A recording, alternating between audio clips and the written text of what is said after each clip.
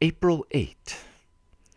My precious Varvara Alexeyevna, I was happy yesterday, immensely happy, impossibly happy, impossibly happy. For once in your life, you obstinate person, you obeyed me. At 8 o'clock in the evening I woke up.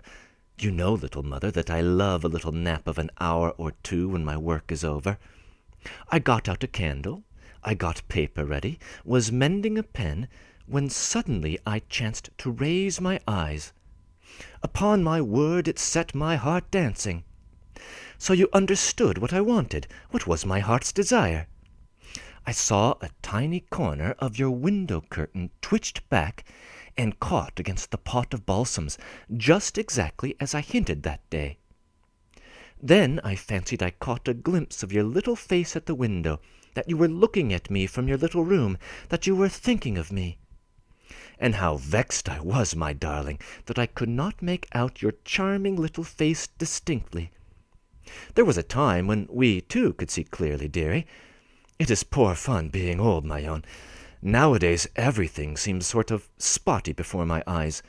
If one works a little in the evening, writes something, one's eyes are so red and tearful in the morning that one is really ashamed before strangers.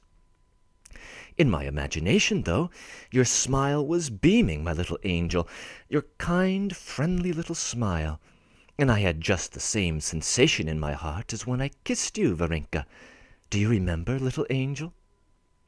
Do you know, my darling, I even fancied that you shook your little finger at me. Did you, you naughty girl? You must be sure to describe all that fully in your letter. Come, what do you think of our little plan about your curtain, Varenka? It is delightful, isn't it? Whether I am sitting at work or lying down for a nap or waking up, I know that you are thinking about me over there. You are remembering me, and that you are well and cheerful. You drop the curtain. It means, "Goodbye, Makar Alexievitch, it's bedtime." You draw it up. "Good morning, Makar Alexievitch. How have you slept, or are you quite well, Makar Alexievitch? As for me, thank God, I am well and all right." You see, my darling, what a clever idea. There is no need of letters. It's cunning, isn't it? And you know it was my idea. What do you say to me now, Varvara Alexeyevna? I beg to inform you, Varvara Alexeyevna, my dear, that I slept last night excellently, contrary to my expectations, at which I am very much pleased. Though in new lodgings, after moving, it is always difficult to sleep. There is always some little thing amiss. I got up this morning as gay as a lark. What a fine morning it was, my darling! Our window was opened, the sun shone so brightly, the birds were chirping, the air was full of the sense of spring, and all nature seemed coming back to life. And everything else was to correspond, everything was right to fit the spring. I even had rather pleasant dreams today, and my dreams were all of you, Varenka. I compared you with a bird of the air created for the delight of men and the adornment of nature. Then I thought, Varenka, that we men, living in care and anxiety, must envy the careless and innocent happiness of the birds of the air, and more of the same sort like that. That is, I went on making such far-fetched comparisons. I have a book, Varenka, and there is the same thought in it, all very exactly described. I write this, my darling, because one has all sorts of dreams, you know. And now it's springtime, so one's thoughts are always so pleasant. Witty, amusing, and tender dreams visit one. Everything is in a rosy light. That is why I have written all this, though, indeed, I took it all out of the book. The author there expresses the same desire in verse, and writes, "Why am I not a bird of prey?" and so on, and so on. There are all sorts of thoughts in it, but never mind them now. Oh, where were you going this morning, Varvara Alexeyevna? Before I had begun to get ready for the office, you flew out of your room exactly like a bird of the air and crossed the yard, looking so gay. How glad it made me to look at you. Ah, Varenka, Varenka, you must not be sad. Tears are no help to sorrow. I know that, my dear. I know it from experience. Now you are so comfortable, and you are getting a little stronger, too. Well, how is your Fedora? Oh, what a good-natured woman she is. You must write and tell me, Varenka, how you get on with her now, and whether you are satisfied with everything. Fedora is rather a grumbler, but you must not mind that, Varenka. God bless her, she has such a good heart. I have written to you already about Teresa here. She, too, is a good-natured and trustworthy woman. And how uneasy I was about our letters! And how were they to be delivered? And behold, the Lord sent us Teresa to make us happy. She is a good-natured woman, mild and long-suffering. But our landlady is simply merciless. She squeezes her at work like a rag. Well, what a hole I have got into, Varvara Alexeyevna. It is a lodging. I used to live like a bird in the woods, as you know yourself. It was so quiet and still that if a fly flew across the room, you could hear it. Here it is all noise, shouting, uproar. But of course you don't know how it is all arranged here. Imagine a long passage, absolutely dark and very dirty. On the right hand there is a blank wall, and on the left doors and doors like the rooms in a hotel in a long row. Well, these are lodgings, and there is one room in each. There are people living by twos and by threes in one room. It is no use expecting order. It is a regular Noah's Ark.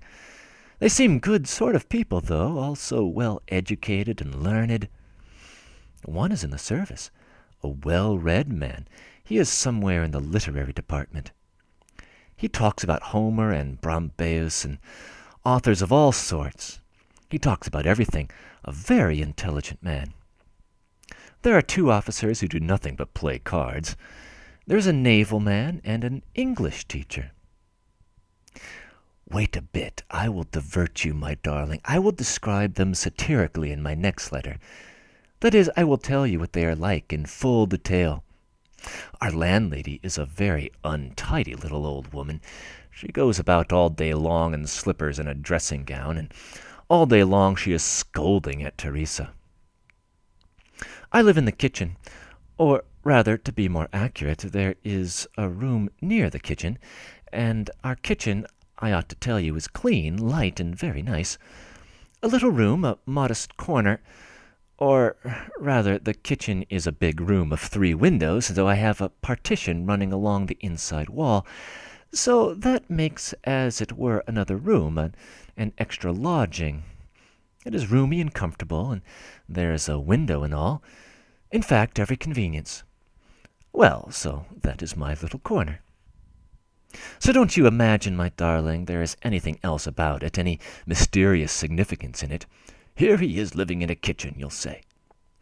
Well, if you like, I really am living in the kitchen, behind the partition, but that is nothing. I am quite private, apart from everyone, quiet and snug. I have put in a bed, a table, a chest of drawers, and a couple of chairs, and I have hung up the icon. It is true there are better lodgings. Perhaps there may be much better, but convenience is the great thing.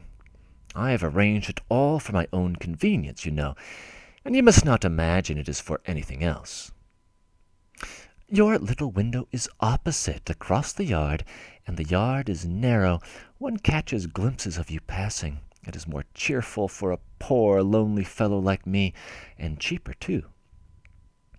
The very cheapest room here, with board, costs 35 roubles in paper, beyond my means. But my lodging cost me 7 roubles in paper, and my board 5 in silver. That is 24.5, and before I used to pay 30 and make it up by going without a great many things. I did not always have tea, but now I can spare enough for tea and sugar too. And you know, my dear, one is ashamed, as it were, not to drink tea. Here they are all well-to-do people, so one feels ashamed. One drinks it, Varenka, for the sake of the other people, for the look of the thing. For myself, I don't care. I'm not that particular. Think, too, of pocket money. One must have a certain amount.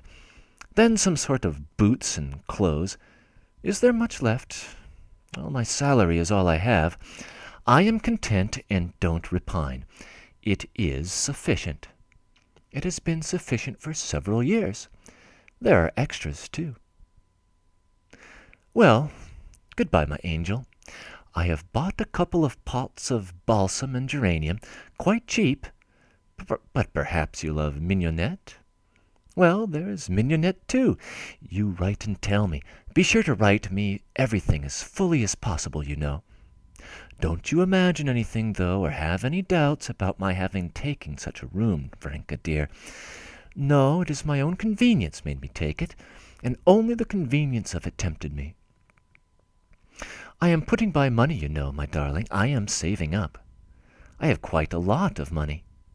You must not think I am such a softy that a fly might knock me down with his wing.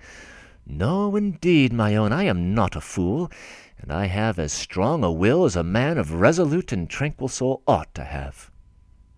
Goodbye, my angel. I have scribbled you almost 2 sheets, and I ought to have been at the office long ago.